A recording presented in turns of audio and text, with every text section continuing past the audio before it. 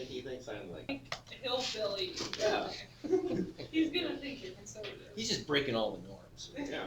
Okay, so here, let's have a little talk here. We got some We good are stuff. talking. Are you recording? Yeah, we're having Are you our own recording? conversation. I think Okay. are you Oh recording? yeah, are you recording? I am. Thank you for checking though. I am recording. Okay, so I want to look at something. Let's look at the area under a step function for a second. I just thought of something between classes I think is going to be a real good way to do this. So let's look at a step function that just looks like this. How about this is going to be our step function? Oh, so I spaced for a second there. I said what are steps? Oh, this is from like before Christmas break. Yeah, This this is like, well, those lines are not equal. That's okay. No, we didn't. I don't think so. Links. Does anybody have? Okay. So let's go ahead and add up the area under this curve. Now I want to develop here, I'm going to do something different though. Instead of just adding it up from A to B, we're going to do what's called an area function. An area function means it's a function of some sliding endpoint. So let's start it at 0, right? So we're going to start it here, but we're going to end it at x, right? And so our area in this case would look like, it's going to look like this, right?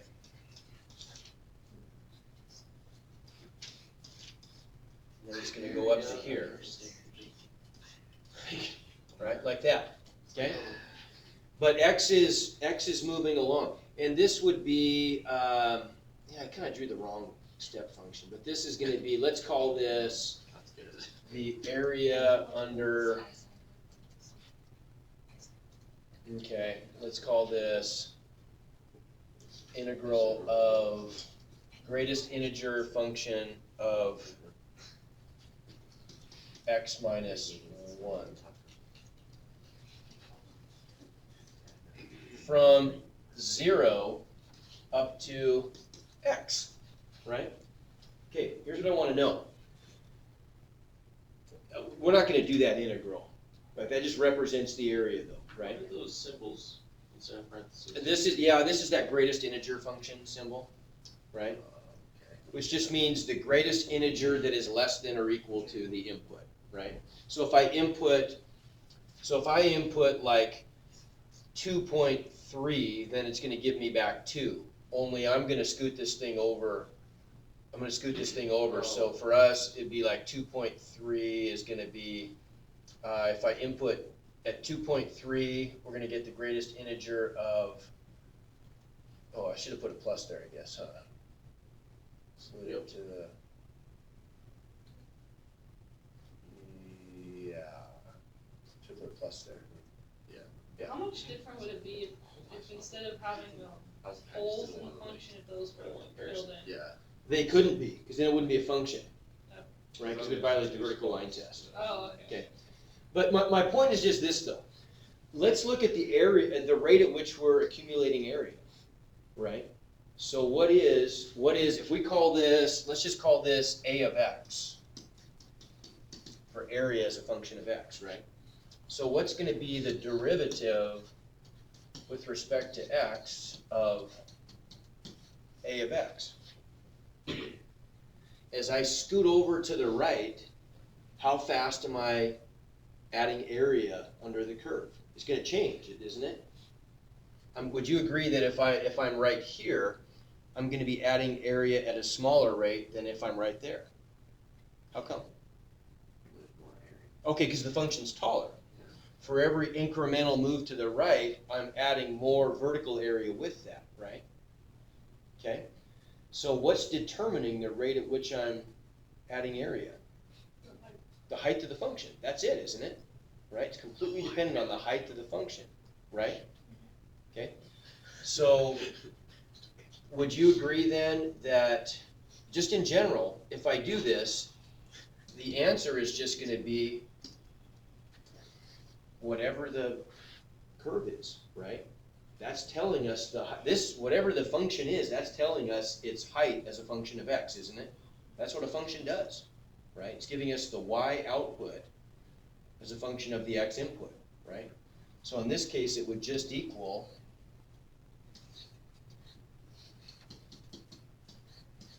that, right? See what I'm saying? Okay, let's try another one. What if we had something like, let's take a more recognizable curve. Let's just do, how about y equals x squared?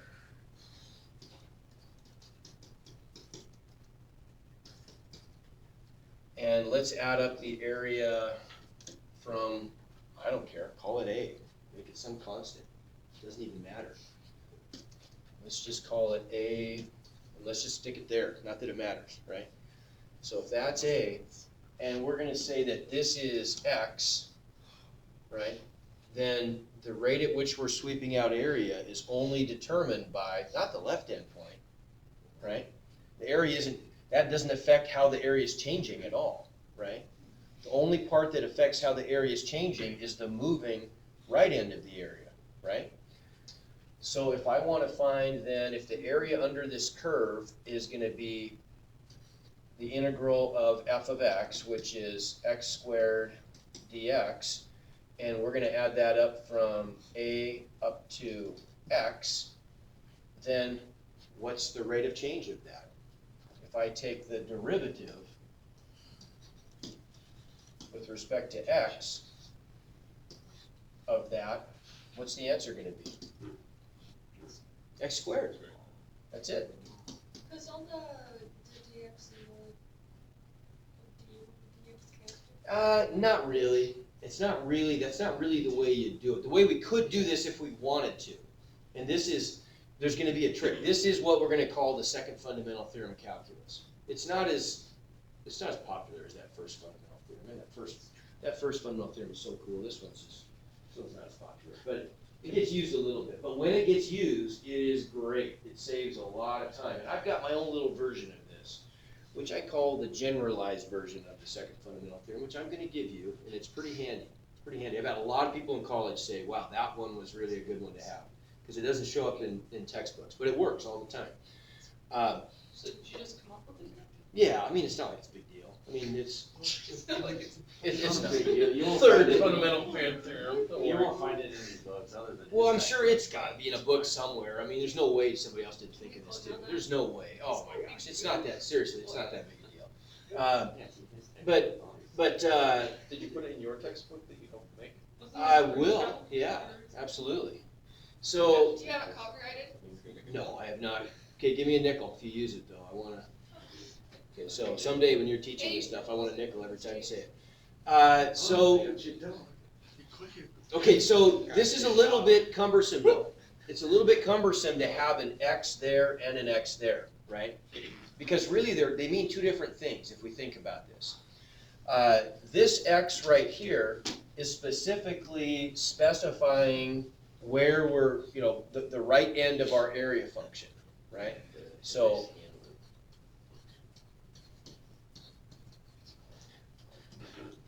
Could you replace it with? say it again. Could you replace it with? Ah, great idea. Okay, so what does this X represent right there and right there? The function itself. Okay, that just represents the function itself. Now you can think about this in a way, really this function, I'm going to redraw this thing. So, because I think this will make the point really well. And I'm going to make it generic this time. So it's just going to be f of x, right? So here's my function, just some random function, right? And we're going to say that this is a and this is x, right? So at this point, the only parts of the function that have really been used that we care about are the parts from there over to there, right? The area under that we could call capital A of x, right? But really, this x represents the right endpoint. If I turn this into my integral, so now I've got the integral from a up to x of, well, f of what? If I plug an x in there, this x is different, right? That's the x that's just describing the shape of the function. We could think about it as being an envelope. That's kind of a sophisticated word in math, but an envelope just describes kind of the pattern that the function's gonna take, right? So this whole thing right here, we know that as we go further, it's like this bead is gonna slide along some wire, right? The wire's already been bent. The wire's been bent in that shape, right? So really an x is not necessarily the best variable to use there. You can, but it's a little bit confusing. Instead, let's use something different like a t.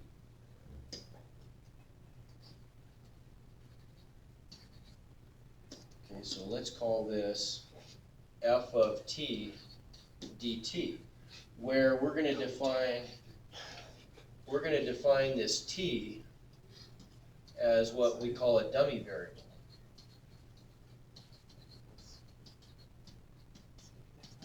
It's a dummy variable because it's really just there so we can extrapolate forward and see what the function looks like, right? Everybody agree? So then if I want to take the derivative of this Keep it that way. with respect to x, what's my answer going to be? F of x, right? See what I'm saying? Because now the height is going to be, we're sliding along this, if I choose x to be there, and we're sliding this bead along this wire, well, the rate of change of the area function is just defined by the where we are on the wire, where the bead is on the wire at that x value, right? See what I'm saying? So it's specifically the value of the function at x defines the height and therefore the rate at which we're sweeping out area. You get it? Okay? So that works, right? So let's just try, I mean, these are so simple. Let's try an example now. What if we had something like, let's pull it out of the book here. Is that the right book? Yeah, it's the right book. Okay. So let's try this guy.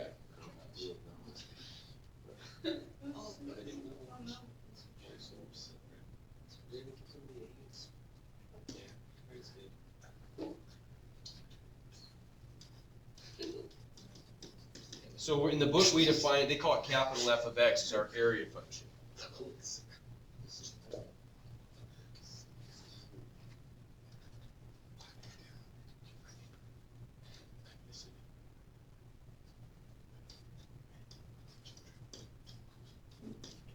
Okay? So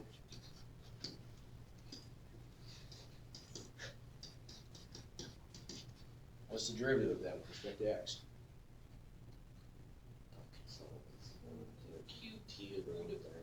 Cube root of x. Okay, we could prove that. We could say, okay, well, let's actually solve this thing, right? Let's evaluate this integral and see what we get. Well, what's the antiderivative of t to the 1/3?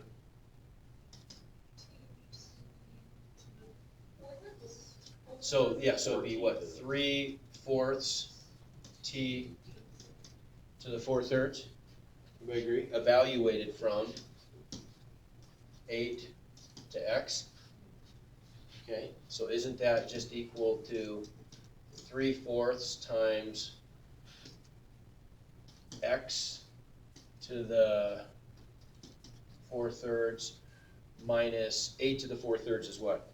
Quick. Come on. 8 to the 4/3. Come on. It's gonna be 10. I only know 8 Well- to the 3rd is 216, what's 8 to the 4th? 8 to the 3rd is 2, so what's, so think about this now. So 8 to the 4/3 then is the same thing as 8 to the 1/3 to the 4th, right? Everybody see that? Would it be 10 to 1/3? So, No. 16. Yeah, exactly. There's your 2 to the 4th, Okay. okay? Stupid. Okay, so then this just becomes 16, right?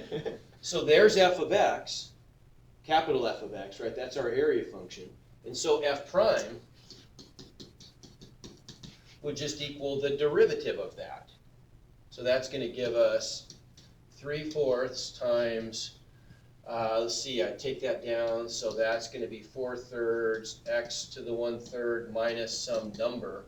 But, I mean, sorry, the derivative of some number is, Zero. constant is 0. So we end up with, let's see, those cancel, so I get my x to the 1/3, which is the cube root of x. How about that? Right? So we're just I love taking the shortcuts. antiderivative and then getting rid of the antiderivative. Yeah, kind of, yeah. Okay, agreed? Okay, but isn't that a lot quicker? The second fundamental theorem means don't do this. Why? That's gonna be the answer, right? Because the picture we drew, right? Okay, let's complicate things a little bit, because it gets more interesting when it gets more complicated. So now, let's do this. Let's take, okay, do this to your head so it doesn't explode when I'm doing this too. You gotta really put some compression on it. I've only got one hand. Oh, that's right. Okay, this could be dangerous thing. That's what you just. I'm waiting. Explosion, what? Everybody gonna need the tables. Lockdown. We're in a lockdown. Let's just start at 0 to make things convenient. No, let's We said make it complicated, We let's gotta- go all the way. let's go all the way. Remember, baby steps. I was gonna say, Baby you made it steps. No. convenience. Okay, so here's x, right? Okay. Maybe gotta swim by But- tournament or how to walk. Let's tweak this a little bit. We gotta soup this area function up a little bit. Soup it up like Pitman, right? That's right. That's right. It's the calculus version. So now our area function It's better to add two subs and compound. is gonna equal the integral of t squared dt. So there's our wire, right? And the bead is gonna start at A. It's irrelevant where that is. But instead of ending at x, let's end at 3x. Okay, so that means that it's not going to be there. If that's x, the function is actually going to be stopping. Let's do this a little differently. So let's make, because I didn't think ahead very Okay, much. but X is arbitrary. If this is, you're right, that's, x is arbitrary. You're right, but if that's x, then that's 3x. Right. See what I'm saying? So then Okay, what- so then how fast are we sweeping area out now? It's not f of x, right? It's, okay, but there's two things going on. So, right, so one thing you would say for sure then is that if I want to differentiate this, if I want to calculate a prime of x, yeah, one thing is it's definitely going to be, we're going to evaluate it at 3x, not at x, right? So we're going to get 3x squared, but there's another problem with that, right? There's another problem with that, because if we were sliding this along, would you agree that if we were sliding this bead along, and we reached x, the rate of horizontal change of our position would just be whatever it was we were sliding the bead at, right? Okay, but if we're multiplying our endpoint, we're taking x and we're multiplying that by 3. Imagine this, as I slide the bead out there, it's going to do this, right? It's always got to be 3 times as far away. So let's just say that we slide the bead horizontally a distance of 1, right?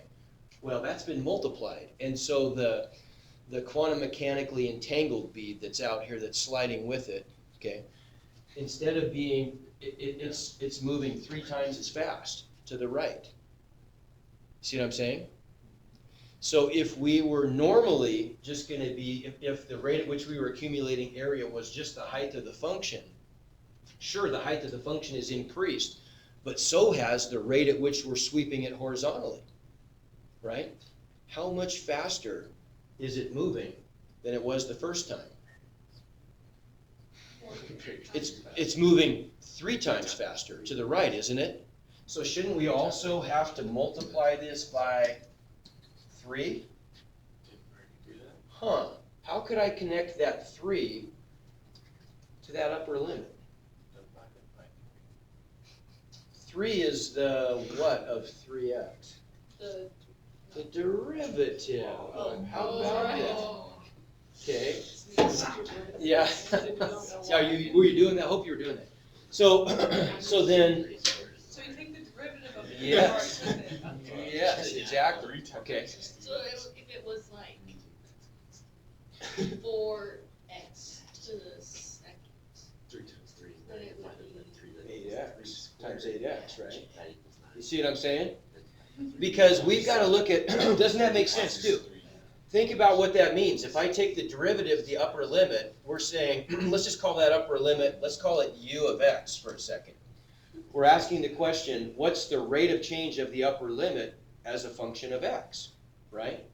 Well, Rate of in change this times case, derivative. whatever x is, it's going to be changing it 3 times that, right? You see what I'm saying? Okay. So then let's go one step further. Is that why you change the variable to t? Yeah. Yeah, exactly. So then let's go one step further with this. If we're going to define if f of x, our area function, is equal to the integral of f of t dt from a up to, well, I don't know, let's just call it some function g of x. Okay, then what is f prime of x going to equal? G of x. It's going to be f of G G dot of x. or G. f of g of x times, Oh, Isn't that called G prime. composition? Yeah, just it G is, prime. yeah, times what? G prime. G prime of x, exactly. I want to say G dot. G dot. yes. Okay. And so this is, taken together, this whole thing is what we call the second fundamental theorem. And that's your version? No, This is just gets the better. version. It It gets better. Yeah. Hey, it gets better. Okay. Wait. just Basically, there's all Buckle around yourself the in. page. It gets better. Is he's just gonna be like, okay, so now the answer's gonna be 21. Okay, does that make sense? Okay, let's look at one more of those, because I want you to see the conceptual part of this. It's just so cool, right? If you can kind of draw these pictures in your head and think about it in terms of a graph, that will bear fruit later in your math career.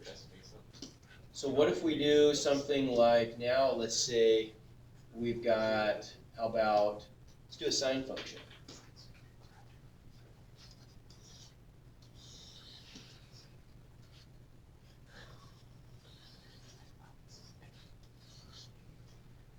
So let's go out here to, we start at A, and there's X, right? Okay, but this time we want to, our area function is defined as the area under F sine.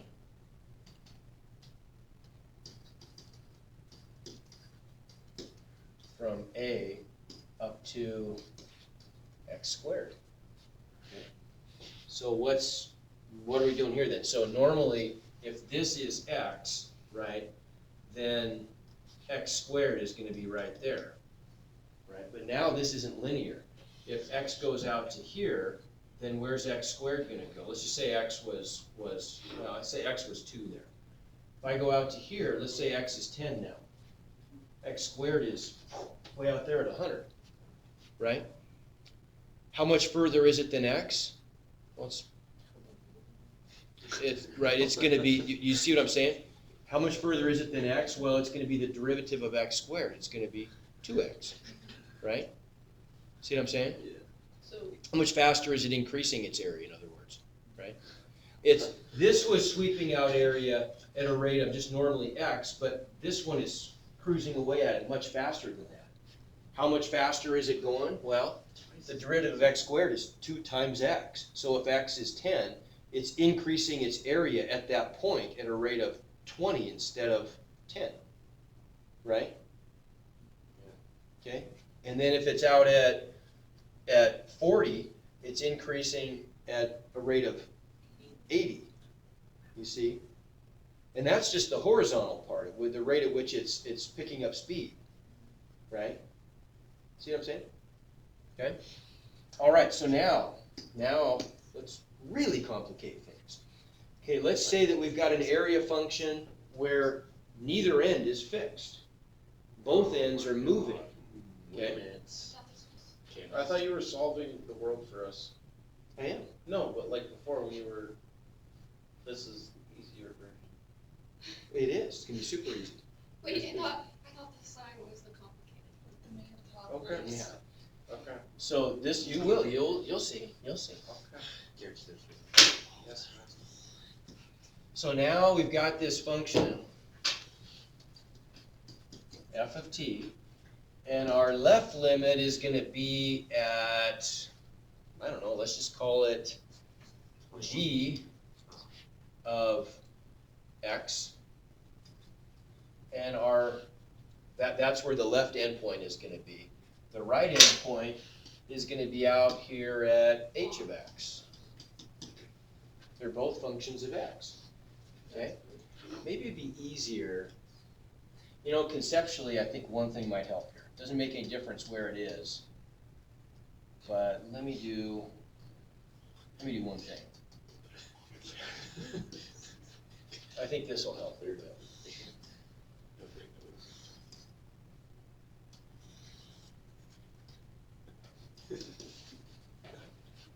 Okay, so let's call this g of x, and let's call this h of x, right? And let's define our area function as a of x equals the integral from g of x to h of x of f of t dt, okay? So what can we do here? We want to come up with an answer.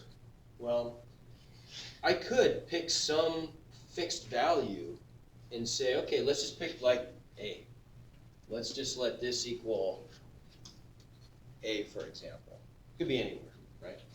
If that's a, I could write this in a little different way. I could write this as a of x equals the integral of f of t from g of x to a plus the integral of f of t, not f of x, from a to h of x. And that would be equivalent, right? Why did you do that though with A off that side? Well, it doesn't make a difference where a is. Yeah, Well, okay, let's just say hypothetically, what if a is there? It makes no difference, because now, what am I going to get if I start at g of x? Let's add this first, let's call this integral number 1, area number 1. That means I'm going to start here and I'm going to go backwards. So area number 1 is right there. It's negative, isn't it? Yeah. Right? Now when we add up the area from a to h over x, let's call this one a2. Well, then I'm going from there up to there, and that one's going to be positive. And is A a fixed value too, or like? Yeah, a's fixed. A's gonna be. A's going to be fixed. Doesn't matter where it is. Okay. So then this first one would be negative, which is going to offset that little bit of extra positive I get when I go from there to there. They'll exactly cancel, won't they? Right? What if A was in the middle? Well, that works too. If A was right there instead, then we'd get this little area function that's 1 and that one that's 2, and they'd still add up to the whole, right? Now A- it's positive. They'd both be positive in that case, right? That makes more sense to me. I just didn't get why you'd go back. Oh, okay, I mean, that's probably the easiest way to think about it, but it could even be out here. Well, yeah. but it Then seems this weird. one would be, I would get quite a bit of positive, right? And then going from there back to there, I'd get a little bit of negative that would subtract just the right amount to give us that. Either way is gonna work, isn't it, right? Okay, so, but look what this does, look what this does to the math. Okay, this makes the math quite a bit easier. Because now we can use our properties of integrals and we could say, okay, well, if I'm gonna add up the area from g to x to a, what if I reverse the direction in which I'm adding up the area? What's that gonna do to the sign of the integral? It's gonna make it the opposite, isn't it, right? So for example, if a were back here, then we're gonna be, if I go from a to g of x, that's gonna be It's gonna be positive area, it's gonna be the opposite, right? Okay, and so we could take this part and just write it as the integral from a to g of x times -1 of f of t dt, right? Plus the integral from a to h of x of f of t dt. Okay, well, what's that equal to? This one we can do, right? How about if we switch those around too? Let's do that. So you'll see why. It's not a huge deal, but.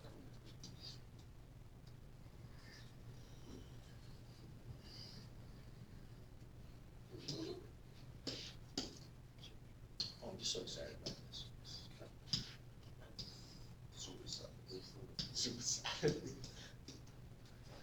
So let's put this one first. So we've got the integral of f of t dt from a to h of x minus the integral of f of t dt from a to g of x. Getting tired. I'm getting tired. So now what's the left one equal to? By the regular second fundamental theorem. Okay, so it's equal to f of h of x times h prime of x minus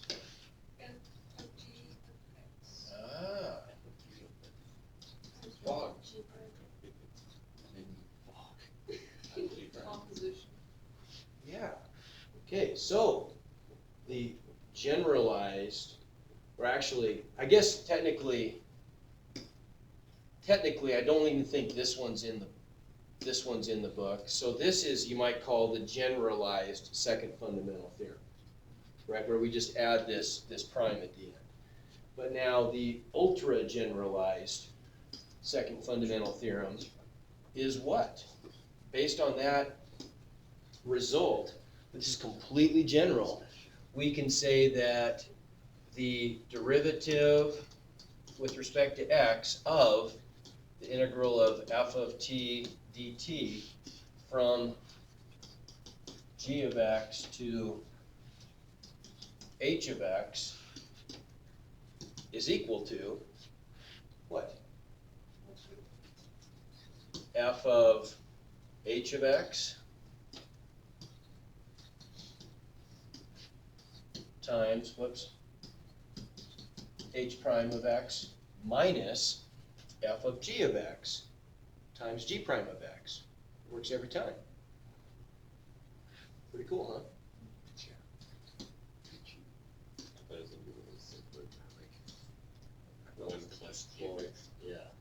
Yeah, I felt like I noticed that earlier, but I didn't thought that word. Early lunch. Early lunch. We're out. Jesus.